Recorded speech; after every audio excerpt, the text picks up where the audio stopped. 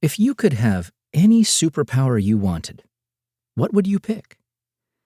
When pollsters asked Americans this question, two answers tied for the number one spot: reading other people's minds and time travel.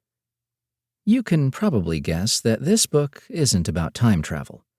It is a book about our desire to find out what other people really think, feel, and know, and a roadmap for how to build this superpower that so many of us, including me, and presumably you since you bought this book, long to have. You sense that there's a wealth of knowledge all around you. You might have a gut sense that there are things people aren't telling you, or that they are sugarcoating what they really think. Hint, you're probably right. Maybe you feel stuck, repeating the same mistakes or the same frustrating relationship patterns again and again. You may suspect, correctly, that discovering what people are holding back from sharing would unlock valuable growth, learning, and connection for both of you. You want to gain critical perspective, improve your relationships, come up with smarter solutions, and make better, faster decisions, all while lightening the burden of having to make them by yourself. If any of that describes you, you are far from alone.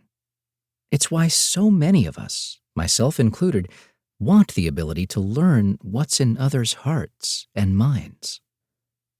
Why might some respondents to the poll not have prioritized mind reading as their superpower of choice? Perhaps they think they are already great at reading people. Chances are they're not as good at it as they think.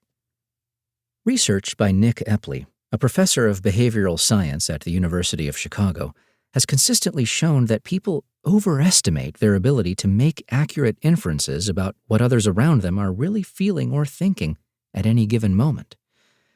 Whatever we tell ourselves, the proven fact is that in the vast majority of situations, our ability to guess correctly is only barely more accurate than a coin flip, regardless of how well we think we know the other person. Epley points out that the most common advice on how to peer into other people's minds just doesn't work. Read their body language. Nope. Turns out people are pretty bad at that. Try walking in their shoes. Nope.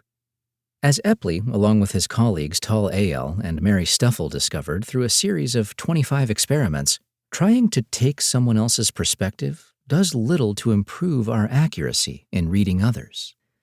In fact, there's only one thing research has shown consistently and accurately allows us to discover what others know, think, and feel: asking them. The only thing that we've ever found in our research that allows you to understand what's on another person's mind better is just asking them, says Epley. But just asking them is easier said than done, particularly when the stakes are high. In those situations, asking can feel as out of reach as mind reading or time travel or turning invisible, also high on the list of Americans' most desired superpowers. Many of us fear that asking a question will somehow discomfit us or the other person. That fear might be readily overcome if it weren't due to the unfortunate fact that few of us are ever taught the art and science of asking.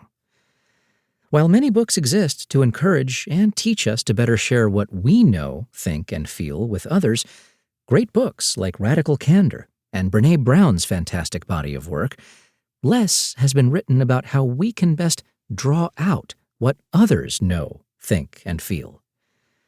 Couple this dearth of knowledge with social norms that emphasize self-reliance, competition, and conflict avoidance, and you begin to understand why so many of us avoid asking.